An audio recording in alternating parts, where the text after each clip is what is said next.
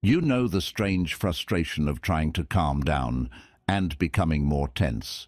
You tell yourself to stop thinking about something, and suddenly it becomes the only thing your mind can hold. You chase peace, and the chase becomes its own disturbance. You chase happiness, and the need to feel happy starts making you miserable. You try to force life into the shape you imagined, and every small delay feels like proof that something is wrong. That is the paradox at the center of this episode. The more desperately you try to possess certain things, peace, confidence, love, success, happiness, control, the more they seem to move away from you. Not because they are impossible, and not because effort is useless, but because some things in life cannot be seized directly. They appear only when the mind stops gripping them so tightly. The Stoics understood this with unusual clarity. They were not teaching passivity. They were not telling people to stop acting, stop caring, or stop building a life. Their point was sharper than that. They saw that much of human suffering comes from trying to control what was never fully ours to control. Other people's opinions, future outcomes, emotional weather, timing, recognition, certainty, and the behavior of the world around us. You can work hard, you can plan carefully, you can improve yourself. But the moment your peace depends on reality obeying your expectations, you have placed your inner life in the hands of something unstable. And then even success becomes fragile, because you are not really living from strength. You are living from a demand. Life must go this way. People must respond this way. I must feel this way, or I cannot be okay. This is where the struggle begins, not in the event itself, but in the judgment that the event should not be happening. Not in the feeling itself, but in the belief that the feeling must disappear before you can be at peace. Not in desire itself, but in the moment desire becomes a condition for your worth. The lesson is not to stop wanting anything. That would be dishonest. Desire is human. Ambition is human. Hope is human. The lesson is to stop turning every desire into a demand, every discomfort into an enemy, and every outcome into a verdict on who you are. Because the tighter you grip, the more tension you create. And often, the thing you were chasing only becomes possible when your mind is no longer begging life to deliver it. The nature of attention. The mind behaves in ways that can feel almost unfair. Try not to think about something, and it grows louder. Try to suppress an emotion, and it returns with more force. Try to force confidence, and you become more aware of your insecurity. Try to manufacture calm, and you begin checking yourself every few seconds to see whether calm has arrived. That checking becomes anxiety. That effort becomes resistance, and resistance keeps your attention locked on the very thing you want to release. This is not a failure of willpower. It is the nature of attention. Whatever you fight internally, you continue to feed with focus. A thought becomes heavier because you keep measuring it. A feeling becomes more intense because you keep trying to remove it. A problem becomes your entire world because your mind keeps asking, why is this still here? The Stoic answer is not to crush the mind into obedience. It is to change your relationship with what appears in the mind. Epictetus pointed toward this when he taught that we are disturbed not simply by events, but by the views we take of them. A feeling arises, that is one thing. Then the mind adds a sentence. This should not be happening. I cannot handle this. This means something is wrong with me. That second layer is where suffering multiplies. A moment of discomfort by itself may be unpleasant, but it is usually bearable.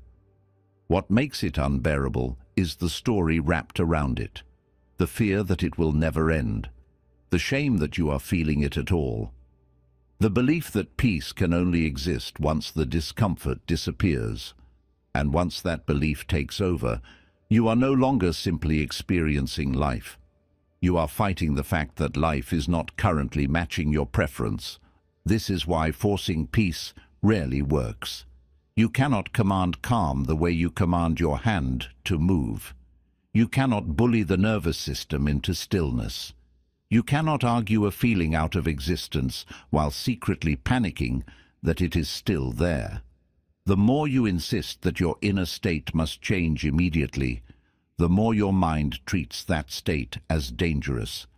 But something changes when you stop treating every uncomfortable experience as an emergency. You notice the feeling, you name it quietly: restlessness, anger, fear, desire, sadness. You allow it to be present without making it the ruler of your behavior. You do not worship it, but you do not wage war against it either. You let it exist without building a courtroom around it. At first, this can feel like doing nothing. But it is not nothing. It is restraint. It is discipline at a deeper level than outward action. Anyone can react. Anyone can try to force. Anyone can chase relief.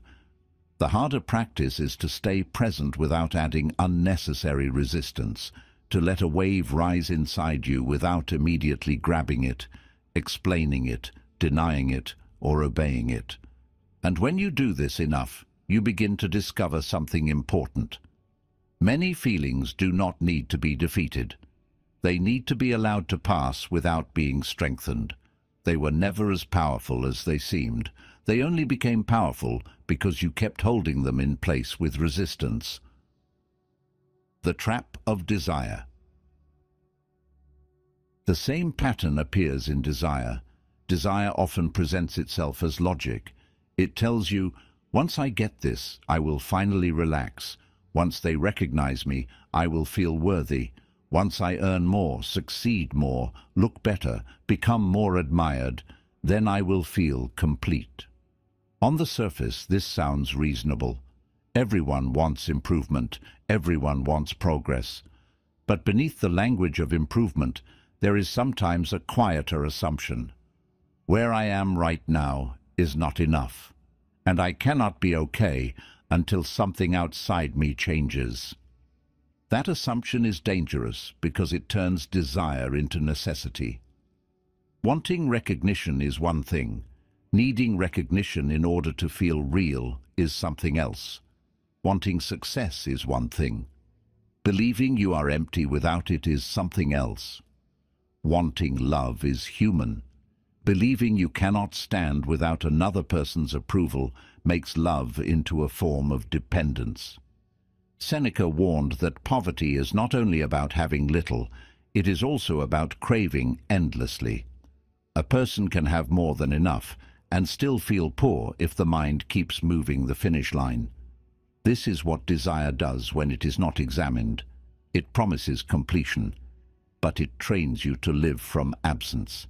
It says, not yet, not enough, not until this happens. And then even your achievements become strangely unsatisfying.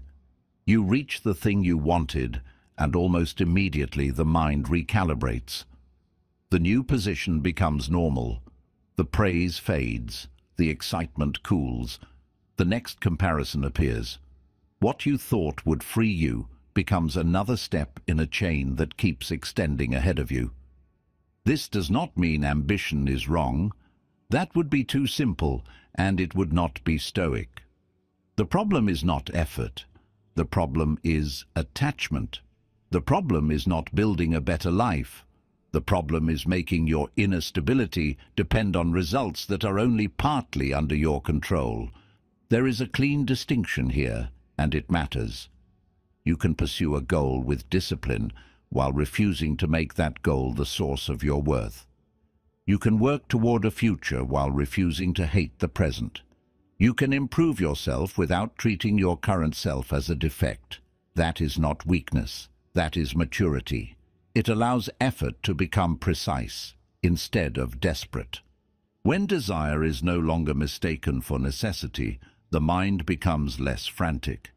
You can still act, still plan, still choose, still commit. But you are no longer chasing from panic. You are moving from clarity. Your actions come from values, not from the fear that you are incomplete. This is the first real meaning of the title. Stop trying to get it, and you will have it. Not because life rewards laziness, not because wanting nothing magically brings everything, but because when the mind releases the desperate need to possess, it becomes capable of receiving, noticing, and acting without distortion. Why letting go is not giving up. Think about sleep. No one falls asleep by commanding themselves to fall asleep. The harder you demand it, the further away it feels. You look at the clock. You calculate how tired you will be tomorrow. You become aware of your breathing, your thoughts, your body, the silence in the room. The effort to control sleep becomes the thing keeping you awake.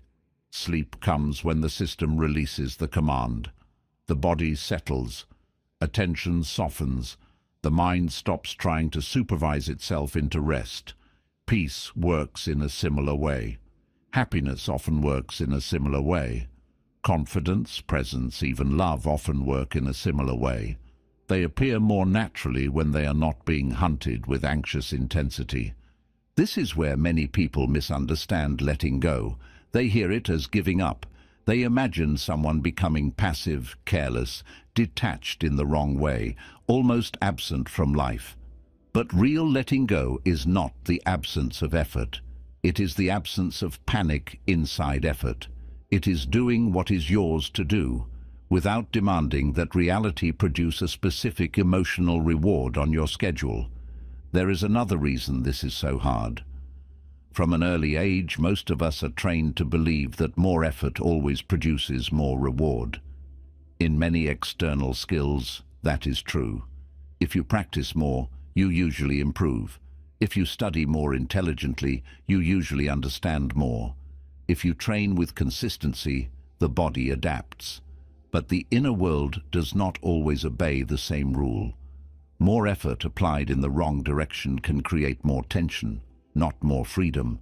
More mental pressure can create more resistance, not more calm. More self-monitoring can create more anxiety, not more control. That is why a person can try very hard to fix themselves and still feel stuck. They are not lazy, they are not weak. They are simply applying external logic to an internal process. They are treating the mind like a machine that should obey commands instantly. But the mind is more like weather or water or breath. It can be influenced, trained, and understood, but it cannot be forced into stillness by violence.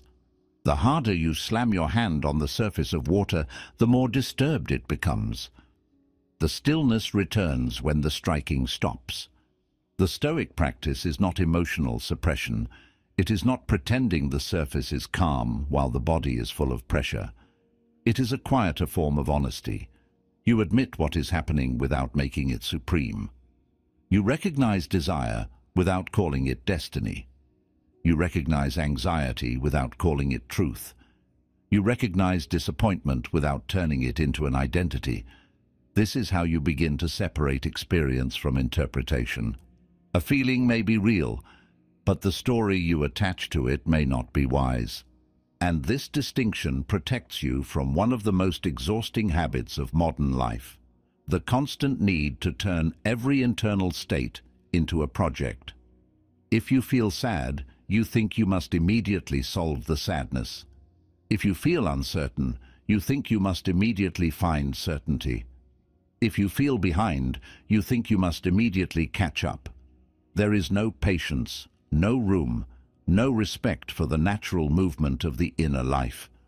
Everything becomes a problem to manage, and when everything is a problem, peace becomes impossible.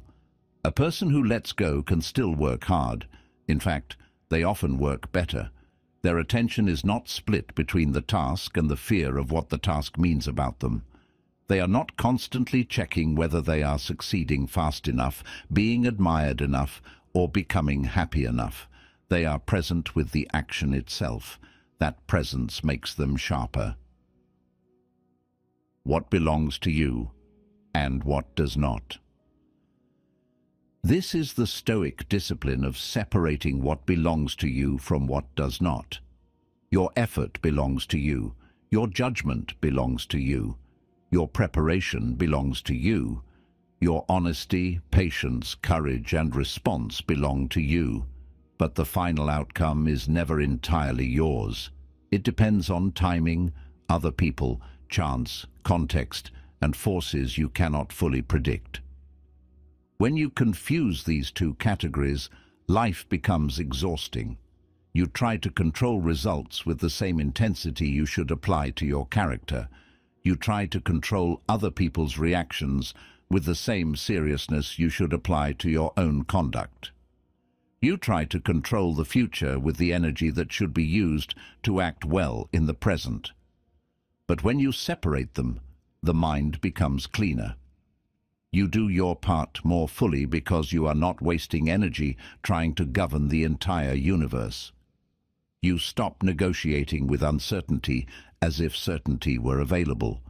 You stop treating every delay as an insult and every obstacle as a verdict.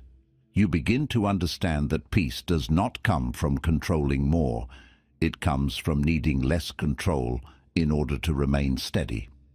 This shift changes how you experience difficulty. Obstacles still appear, plans still fail, people still disappoint you, emotions still rise without permission, but the question becomes different. Instead of asking, "How do I make this disappear?"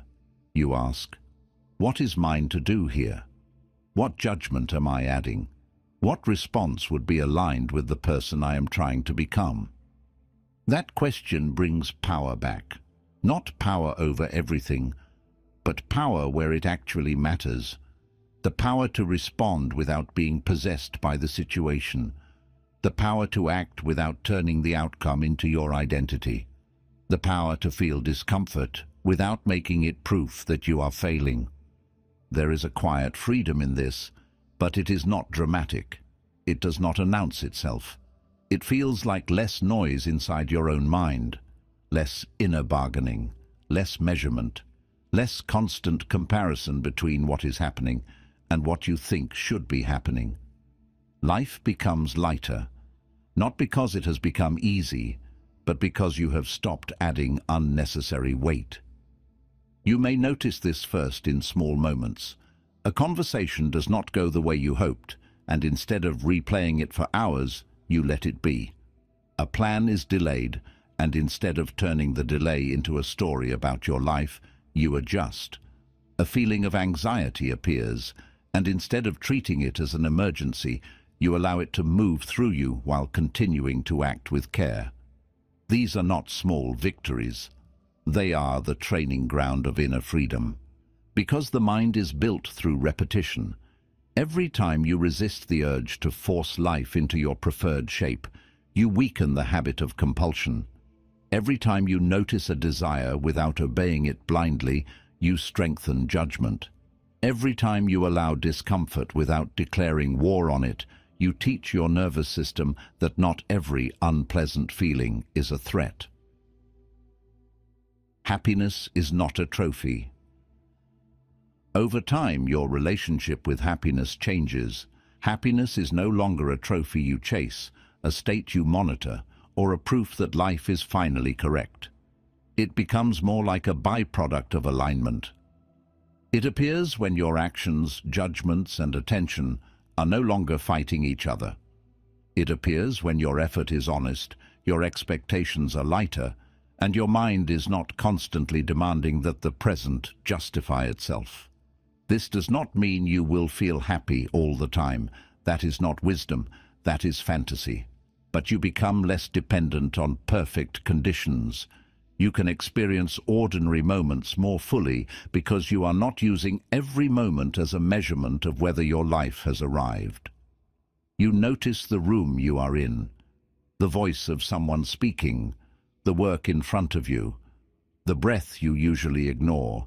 The mind, no longer consumed by chasing, starts to receive what was already here. That is why the pursuit of happiness can become self-defeating. When you make happiness the object, The mind begins evaluating itself constantly. Am I happy yet? Is this enough? Should I be feeling better? Why am I not more satisfied? That evaluation blocks the very ease you are trying to create. Happiness, like sleep, often appears when attention is no longer aggressively pointed at it. And this applies to confidence too. The person trying too hard to appear confident often seems tense. The person trying too hard to be respected often becomes reactive. The person trying too hard to be loved often becomes anxious and controlling. But when someone stands in their own judgment, acts with integrity, and releases the demand for a specific response, something changes. They become calmer. Their presence becomes less needy. What they once chased begins to appear because they are no longer begging for it. The paradox is not mystical, it is psychological. Desperation distorts behavior, attachment narrows perception, fear turns effort into pressure. But when the mind releases its demand, action becomes cleaner. You speak more clearly, you work more steadily, you listen more deeply, you choose with less panic. You become more capable precisely because you are no longer spending so much energy trying to guarantee what cannot be guaranteed. The weight of expectation. This is also why expectation must be examined. Expectation quietly turns life into a script. You expect people to understand you. You expect progress to happen by a certain age. You expect healing to follow a straight line. You expect effort to produce immediate reward.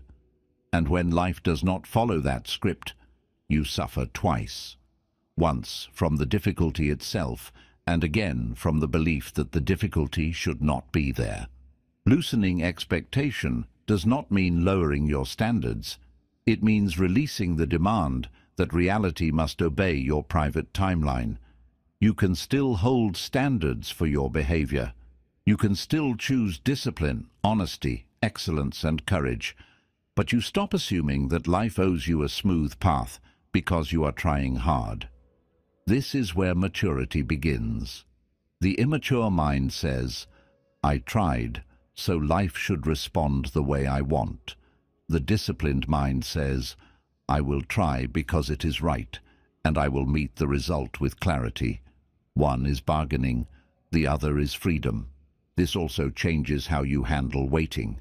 Waiting is one of the places where attachment reveals itself most clearly. Waiting for the call, the message, the decision, the result, the recognition, the breakthrough. On the outside, nothing may be happening, but inside, the mind is leaning forward, almost holding its breath. It checks, it predicts, it imagines the best and the worst. It lives in a future moment as if the present were only a hallway. There is nothing wrong with wanting an answer. But when waiting becomes psychological dependence, your attention is no longer yours. You are not living. You are suspended. The Stoic correction is not to stop caring about the result.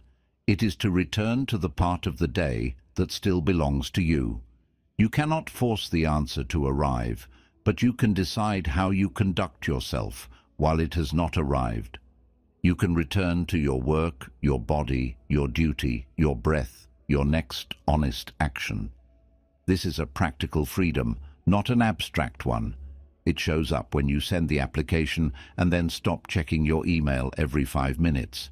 It shows up when you apologize honestly and then stop trying to control how fast the other person forgives you. It shows up when you put real effort into a project and then refuse to let the numbers decide whether your effort had dignity. In each case, you are not abandoning the outcome. You are refusing to become psychologically imprisoned by it. The more you practice this, the more you discover that your life is not only made of outcomes, it is made of the way you occupy the space before outcomes arrive. That space is where character is trained. Anyone can feel calm when the result is already secure. The deeper strength is to remain orderly while the result is uncertain, to act cleanly without emotional guarantees, to keep your mind from becoming a hostage to what has not happened yet. When expectations loosen, relationships change as well. You stop entering every interaction with an invisible request. Make me feel important, prove I am enough, respond exactly as I need you to respond. Without that hidden demand, you can meet people more honestly. You can listen without turning every tone into a personal verdict. You can love without trying to possess. You can communicate without needing constant confirmation that you are being seen in the exact way you prefer. This does not make you indifferent. It makes you cleaner in your attachments. You care, but you do not collapse. You give, but you do not disappear. You hope, but you do not make hope into a chain around your throat. That is a very different way to live. The ordinary day, where philosophy becomes practice. The same truth applies to ordinary days that do not look important from the outside. You wake up, check your phone, compare your life to someone else's highlight, and a small pressure enters the mind before the day has even begun. You think you are only observing, but you are also measuring. You are asking whether your life is enough, whether your progress is fast enough, whether your current moment is acceptable. That measurement becomes a kind of invisible noise. To let go, in this very ordinary sense, is to stop letting every image, every comparison, and every imagined timeline become a command. It is to return to the reality in front of you and ask for one honest action, not a perfect emotional state. Make the call, clean the space, finish the page, take the walk, speak with care.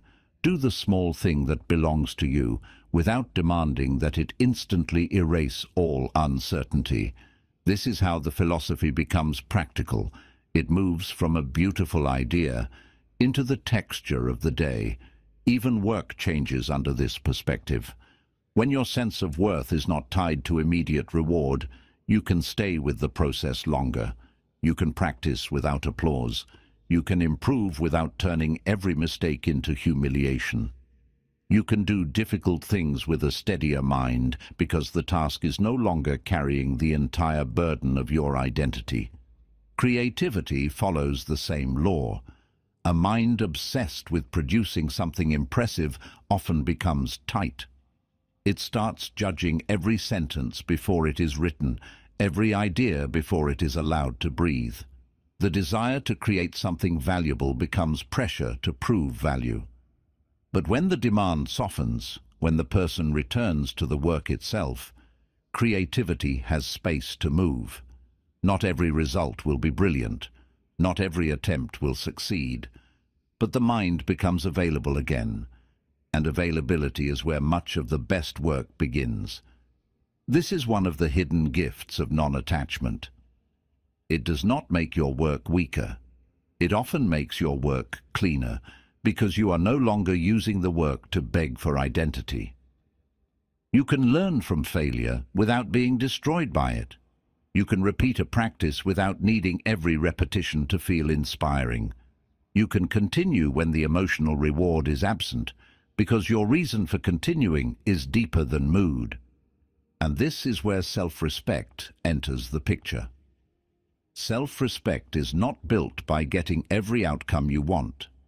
It is built by watching yourself act well, even when the outcome is unclear. It is built when you keep your word to yourself without turning success into proof that you matter. Slowly, your trust shifts. You stop trusting life only when it gives you what you want, and you begin trusting yourself to meet life with steadiness, whatever it gives. This is why letting go often leads to better results. Not because the universe obeys detachment, but because detachment removes interference. You stop sabotaging your effort with panic. You stop rushing what needs time. You stop forcing what needs space. You stop turning every step into evidence for or against your worth. And when that pressure drops, your intelligence works better. your patience returns, your judgment improves. Striving and self-mastery. There is a kind of action that comes from fear, and there is a kind of action that comes from alignment. They may look similar from the outside, but internally they are completely different. Fear-driven action says, I must get this or I cannot be okay. Aligned action says, this matters, so I will give it my best, but my soul does not belong to the outcome. That distinction is the difference between striving and self-mastery. The Stoics were not against striving. They were against slavery to externals. They were against handing your peace to anything unstable. They were against confusing control of the self with control of the world. So the practice is simple, but not easy. When a desire appears, ask, is this a preference, or have I turned it into a condition for my worth? When discomfort appears, ask, is this truly unbearable, or am I adding a judgment that makes it heavier? When an outcome matters, ask, what part belongs to me and what part must I release? These questions interrupt the old pattern. They create a small space between impulse and obedience, and inside that space, the mind begins to recover its authority. If this way of thinking is helping you see your own patterns more clearly, do not let it remain only an idea. Watch where your mind grips. Watch where it demands. Watch where it confuses wanting with needing. And if you want to continue building that kind of clarity, consider subscribing, not as a habit, but as a commitment to practice inner freedom in ordinary life. Because the real test is not whether you understand this when everything is calm. The test is whether you can remember it when desire becomes loud, when disappointment arrives, when the future feels uncertain, when your emotions demand immediate relief. That is where the teaching becomes real. You will still want things. You will still care about outcomes. You will still feel frustration, ambition, fear, and longing. The goal is not to become empty. The goal is to become free.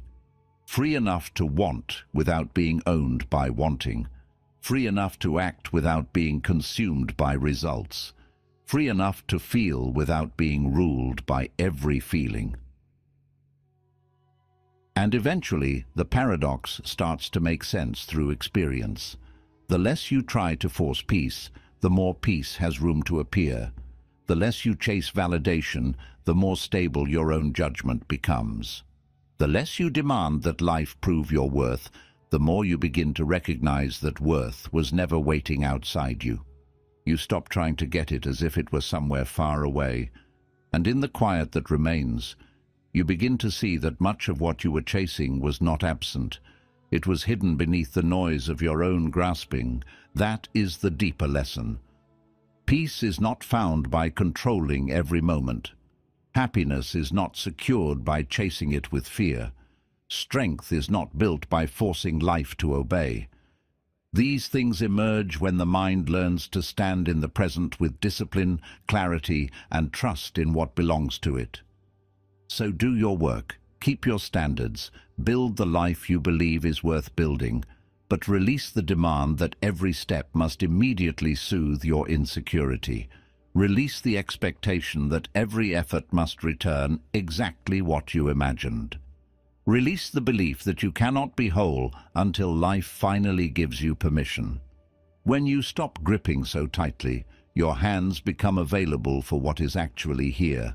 When you stop forcing the mind to become peaceful, you can finally observe it with patience. When you stop chasing life as if it is always somewhere else, you begin to inhabit the life already unfolding in front of you. And that is where the change begins. Not in having everything, but in no longer needing everything to be different before you can stand steady within yourself.